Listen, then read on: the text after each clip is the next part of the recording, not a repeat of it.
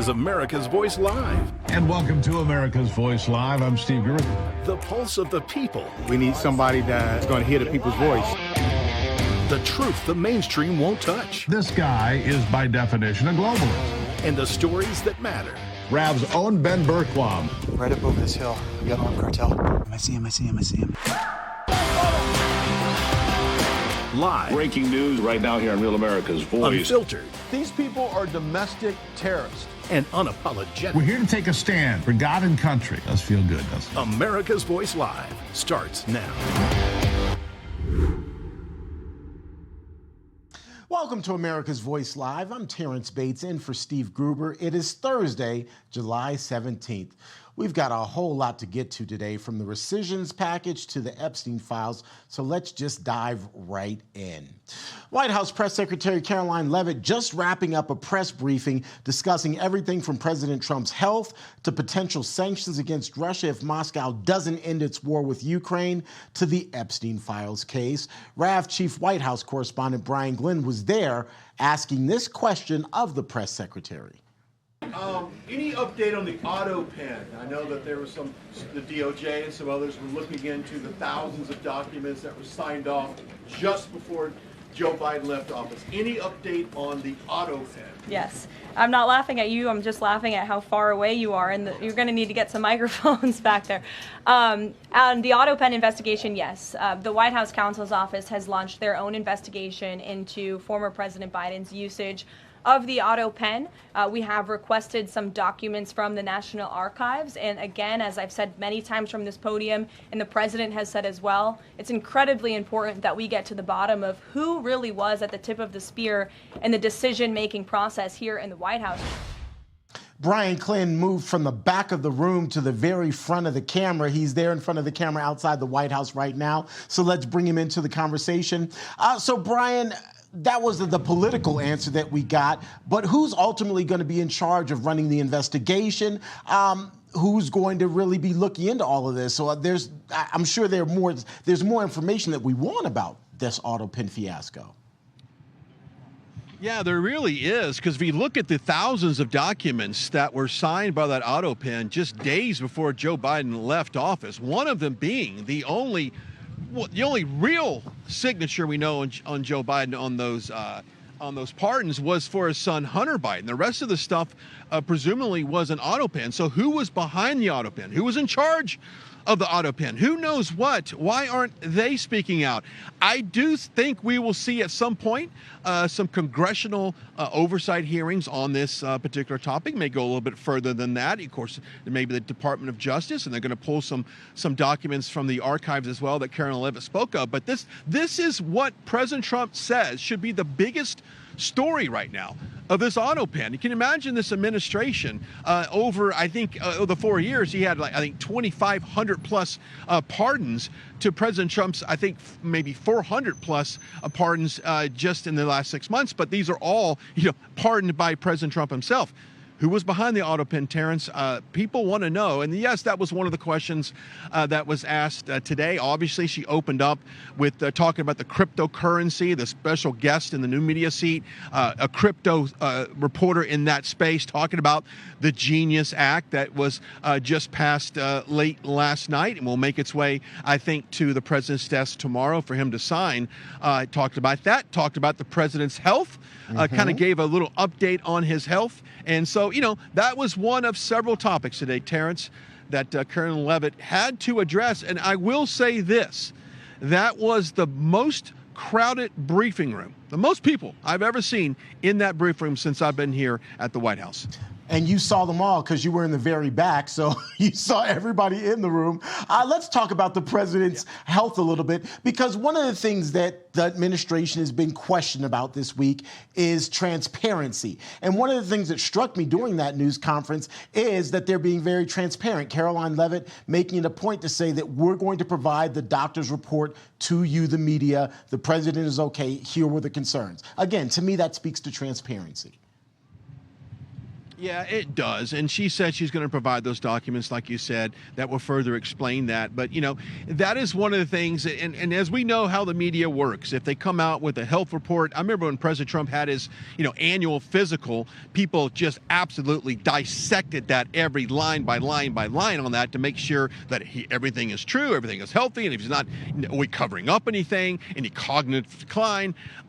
She was being very transparent. I saw some pictures yesterday where there was a little bit of it looked like some bruising on his wrist, and that's what she was talking about earlier with the taking the aspirins, a part of another medical treatment that would cause that. So she was very transparent, and there was a follow-up question on that as well, Terrance, about that. And she says, look, we are going to put out this documentation so that everyone knows this president is healthy, he is happy, and he is able to do his job. There's no discrepancies there, but that's the transparency. It goes from policy to his health. They're going to let you know what the truth is. Brian, just very quickly, there were a couple of questions about the Epstein case.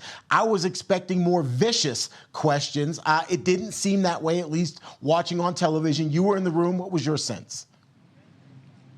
Yeah, I think the questions were toned down a little bit. But, Terrance, President Trump and Carolyn Levitt have addressed these questions for now 3-4 days now, pretty hot and heavy. So by now, I think the tone of those questions have subsided some because they basically know what the answer is going to be. Right. So there's no sense in firing them off in such a hostile way. We'll see if more information comes out on it. She did talk about documents that are sealed by a judge. Perhaps those are unsealed and we can get more information. But that seems to be, we knew someone was going to ask about the Epstein files, and well, we got the answer that we thought we'd get today.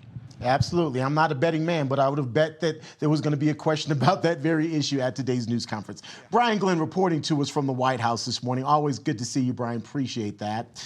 We want to switch gears now because President Trump's rescissions package is headed to the U.S. House after passing in the Senate early this morning. Another round of voting on that bill has to happen before tomorrow's deadline, though. The package is set to claw back over $9 billion of wasteful government spending, including funding for media outlets PBS and NPR. Here with me to discuss this is the chairman of the Constitutional Rights PAC, Larry Ward, as well as Chapwood Investments managing partner, Ed Butowski. Gentlemen, good afternoon. Nice to be here. Thanks for having me. Thanks. Ed, let's start with you. This rescissions package, put into context what this means, not just for our economy, but just for average, everyday Americans. Well, I mean, to really put it into context, you have to look at how preposterous it is that they were looking at maybe not even passing it, because you're looking at 1% of 1%. So if you take $100, you're looking at 1 penny. That's how much discrepancy there was about passing this. And I don't know what's going on with Murkowski and Collins and why they're always tied together on voting on these. I don't know if it has something to do with being in the Northwest and the Northeast of the country, but this is a minor economic event. But NPR and PBS, I will tell you, I have my own issues with NPR. They're very much a left-leaning media, kind of like a Democratic, I don't even know what to, what words to put there, but kind of a media outlet for the Democratic Party. So it's not surprising that they're going to get cut, and they should be cut because they're very political. Larry, as we look at this, $9 billion, it's nothing to sneeze at, but in the greater scheme of government, it's not a whole heck of a lot of money. Do you see this being more about the principle as opposed to the actual funding that's being cut? Yeah, look, I say absolutely, I agree 100% with Ed. It's 0.1% of the federal budget. And quite frankly, we have a lot more to do. I hope these rescission packages come every single week. As soon as we find out, the waste, fraud, and abuse in every department, we should immediately bring a rescission package to the floor. And look, it is something to celebrate in that. When's the last time you heard of a rescission bill passing? So this just doesn't happen. The government doesn't, the Congress, in fact, doesn't actually ever shrink. So this is actually it's a minor shrinkage, but it's at least headed in the right direction. And every single week we should have a rescission package go into Congress and land on the president's desk. And look, little by little, we can absolutely shrink the size of government, size and scope of government, but we have to start doing this often. This has to be an everyday occurrence, and people should be hearing rescission, rescission, rescission. Larry, to your point, you never hear of this sort of thing happening. It's just not part of how government typically in my lifetime has worked. Do you think that this really will become habitual, that this is something that we will continue to see, or is this a flash in the pan thing just to let voters know, okay, we're trying to do something, but it won't be consistent? If the Republicans want to win in 2026, they'll do this every single week and every opportunity, bring together a rescission package and do it in small chunks so that the American people can see what we're wasting the money on. But overall, we should get to $100 billion at minimum by 2026. Ed, do you see that being a reality? Absolutely, is exactly what Larry has said here. I completely agree that we absolutely need to continue to see a consistency in reducing what we spend money on and just start to highlight exactly what it is that people are voting against if they vote against it. I mean, the Democrats, just are taking a hard line and have voted against anything that Trump brings or anything that the Republicans bring. And then they say the Republicans are playing games and politics. And it's just the complete opposite. They're just trying to reduce the amount of, that this waste, fraud, and abuses, being taken advantage of. But there's no question about it that, as Larry said, that if we want to win in 2026, we have to continue to bring and highlight, not just bring these packages, but highlight how ridiculous they are. Ed, I'd like you to put on your investment hat for me really quickly. Is there any way to correlate this sort of government responsibility, this sort of fiscal government responsibility with the markets and how ultimately the markets might respond? Can they be correlated? Well, I'll tell you, the size of what we spend and the deficit and what we're looking at cutting is so minor that it's not going to have a major impact on us financially. So there's really no connection between cutting other than the direction and the attitude of cutting. But from a fiscal standpoint, it's not big enough to make a major impact on the economy. Last question, both of you, and I'll allow each of you to answer. Beyond the dollars and cents of it all, and that's what most people are going to focus on just because that sounds sexy, but this really sends a message to the American voter that we're trying to be good stewards of your money, Larry. 100%. And look, it's a message that, quite frankly, is gonna fall on deaf ears if it's not followed up. It can't just be $9 billion. That's same old. Let's put on a show and show fiscal kabuki theater instead of fiscal responsibility. So, like I said, it's got to be followed up. We got to have set a target for $100 billion at minimum by 2026. And if we do that, the American people are going to reward the Republican Party in ways we've never seen. Ed, you have the final word.